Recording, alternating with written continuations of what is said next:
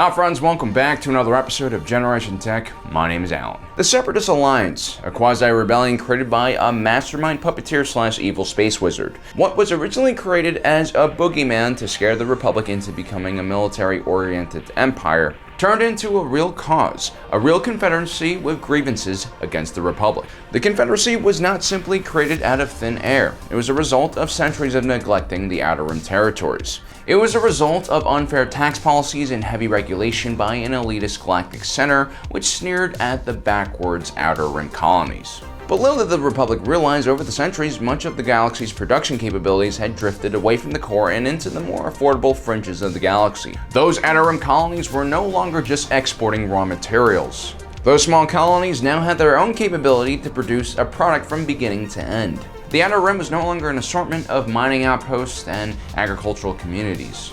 You had real centers of commerce and culture. You had worlds like Raxus, a terrestrial beauty that was said to have rivaled Naboo and even Alderaan. Raxus was the home of the Separatist Senate, a thriving if not more efficient version of the Galactic Republic's own bureaucratic mess.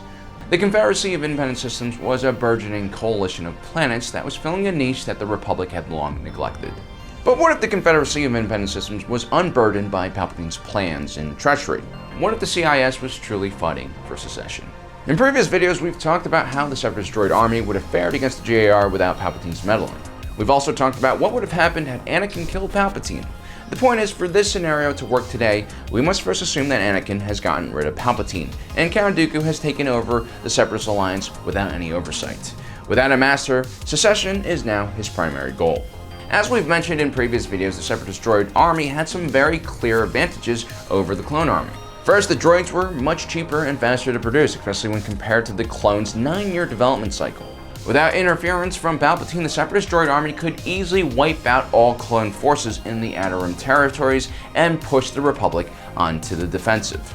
While the Separatist droid army makes a capable defensive force, they aren't ideal for occupation and offensive operations. Although the Separatist droid army is able to overwhelm Republic forces by sheer number, occupation is something the droids just aren't programmed for. Every attempt to occupy a former Republic world against its will is met with dangerous insurgencies. So while the Separatist core worlds are no longer under threat by the Republic, the Separatists also aren't able to exert enough pressure on the Republic to force them into giving the CIS independence.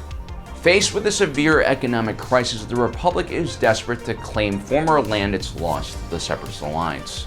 The creation and maintenance of the Grand Army of the Republic has severely depleted the Republic's resources. The Republic needs more tax revenue. It needs cheaper goods and materials and manufacturing, and it needs it quick. The Republic can only keep on printing credit for so long before hyperinflation completely derails their economy. So in short, what we have is a good old-fashioned Mexican standoff. So how do we break this stalemate? Well, remember during the opening battle of Geonosis, there's one scene where Count Dooku receives a schematic for a very interesting looking spherical object. This of course is the prototype design for the first Death Star. The idea of the Death Star originated with the Sith, naturally. It was an immense project that required a lot of resources and a lot of time to construct. In the beginning of the Clone Wars, the Geonosians were in charge of completing this project in complete secrecy. It was of utmost importance that the Jedi did not find out about this weapon because of its Sith origins. The Battle of Geonosis had interrupted the beginning of construction for the project, but many investors and funders had already signed up for this project. You had the Techno Union, which brought along its expertise with weapons and design. Then there's the Trade Federation, which brought along its trade infrastructure and access to raw materials. And lastly, there's the Munis Banking Confederacy, which bought credits to fund everything. So in reality, the Separatists already had all the pieces in place to create the Death Star. So with the Clone Wars stagnating into a stalemate, the Separatists would have naturally continued pursuing the Death Star project.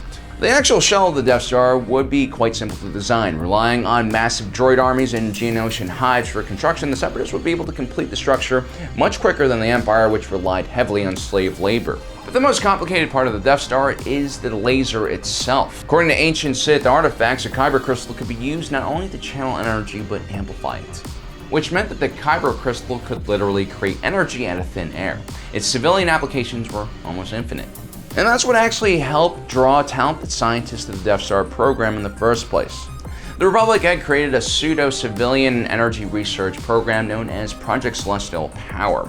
Its real purpose, of course, was weaponizing kyber crystals for the use in a Death Star-like platform. While many brilliant scientists worked on this project, there's only one man, Galen Erso, who held the key to unlocking the Kyber crystal's true potential.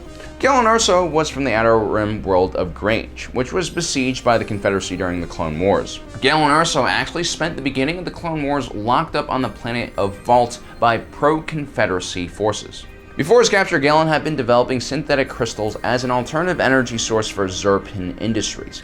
He is eventually freed by Orson Krennic, but of course, in our scenario, the Clone Wars go well beyond 19 years before the Battle of Yavin, and the Death Star plans never fall into the hands of the Republic after the Second Battle of Geonosis. So with access to Galen Erso, I predict that the Separatist Alliance would be able to complete the Death Star project in half the time it would take the Empire eventually. So 10 years after the Battle of Geonosis had kicked off the Clone Wars, the galaxy has emerged in a Cold War. The Hot War, for all intents and purposes, had ended after the Republic's failed mid-rim siege and when the CIS invasion of Coruscant was thwarted.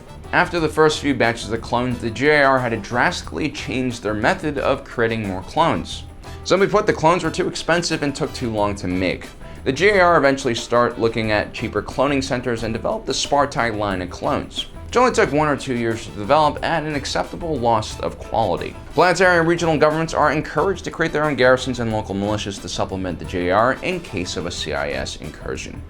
The CIS and GIR navies face off at the border between the Outer Rim and the Mid-Rim territories. As old trade routes connecting the core of the galaxy to the Outer Rims are erased, new ones are established within the territory of the Confederacy, creating new economic and cultural centers. Without tax revenue from the industrious Outer Rim, the Republic continues to suffer from an economic recession caused by rampant government spending in the earlier years of the war. Still, the Republic outnumbers the Separatists by sheer population and resources. Even though it is inefficient and bogged down by bureaucracy and corruption, the Republic still maintains a central position in the galaxy while the CIS remains scattered across the Outer Rim. The Separatists, on the other hand, have been carefully forging ties with the Hutt cartels to allow freedom of movement through their territory in order to allow Confederate hyperspace traffic to bypass Republic space. Hutt space becomes one of the last remaining soft borders between the CIS and Republic. During this period of the Cold War, the Hutts profit as a center for black market trade and economic refugees seeking to escape the Republic and enter Confederate space. At the same time, 10 years later, the Separatist Death Star is now operational. Count Dooku and the Separatist Council look at a list of potential targets to test the weapon on. There's still many unknown factors. The weapon has only been tested on asteroids and smaller objects, and using only one of the reactors. No one really knows how much damage all of the reactors will do if they're fired at the same time. The Separatist leaders were hesitant to demonstrate the power on any Republic population center. This, after all, was still a civil war, and massive civilian casualties would turn the propaganda war against the CIS. But a Republic military garrison would be fair game. There was one particularly annoying garrison that was at the edge of Separatist Republican Hutt space that would make a perfect first target for the Separatist Death Star. Not only was it strategically important for the Grand Army of the Republic, it was also symbolically important. We, of course, are talking about the clone world of Kamino. Kamino's location in previous Separatist attacks meant that the world was closely guarded by a Republic fleet and a significant garrison. Since the first Separatist assault on Kamino, the Republic has wisely expanded its cloning operations to other worlds. During the Cold War period of the Clone Wars, Kamino had become an important anti-piracy and anti-smuggling station for the Republic forces. The fleet at Kamino was responsible with disrupting both legal and illicit Separatist trade in the sector. Kamino was also situated right between the northern part and southern part of the Separatist Alliance. With it destroyed, the Confederacy would be able to forge new connections between its scattered territories. 10 years after the Battle of Geonosis, a massive Separatist fleet gathers over the system of Kamino. Within minutes, a giant laser erupts and destroys the entire planet and much of the orbiting forces around it. Overnight, Separatist forces take control of hyperspace lanes connecting Yukio and Molabar to Faline. The CIS is now able to freely move about more than 70% of their territory.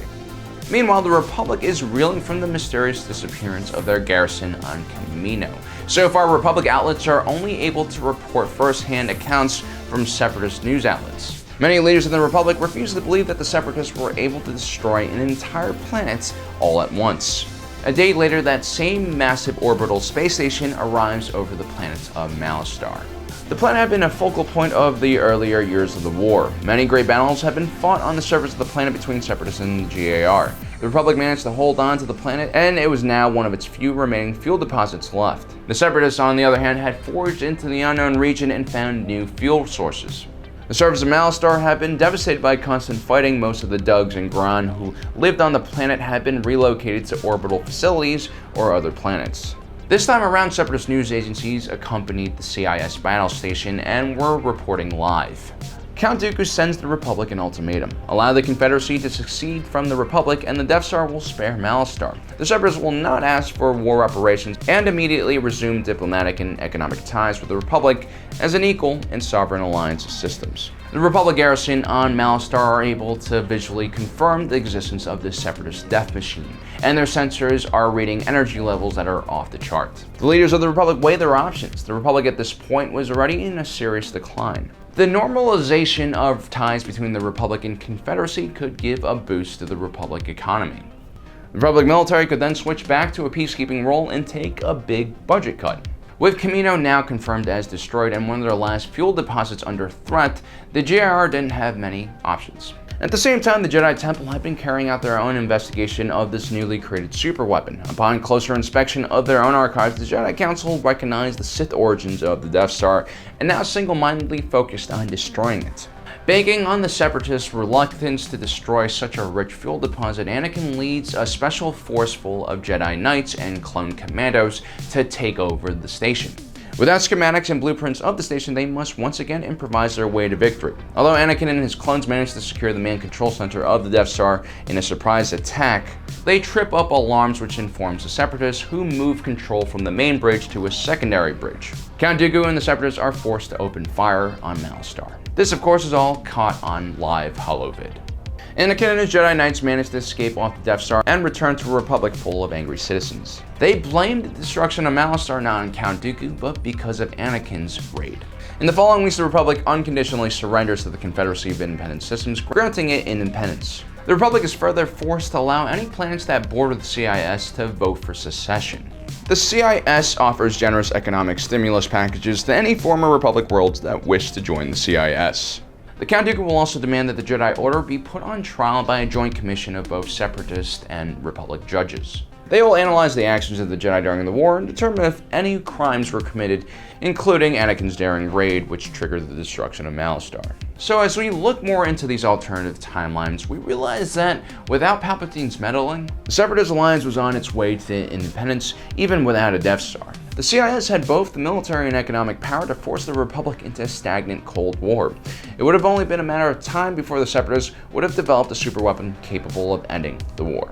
Well guys, I hope you enjoyed today's scenario. If you do like these kind of videos, we have a whole list of what-ifs, an entire playlist, so check that out. Also, don't forget to subscribe and like us on Facebook.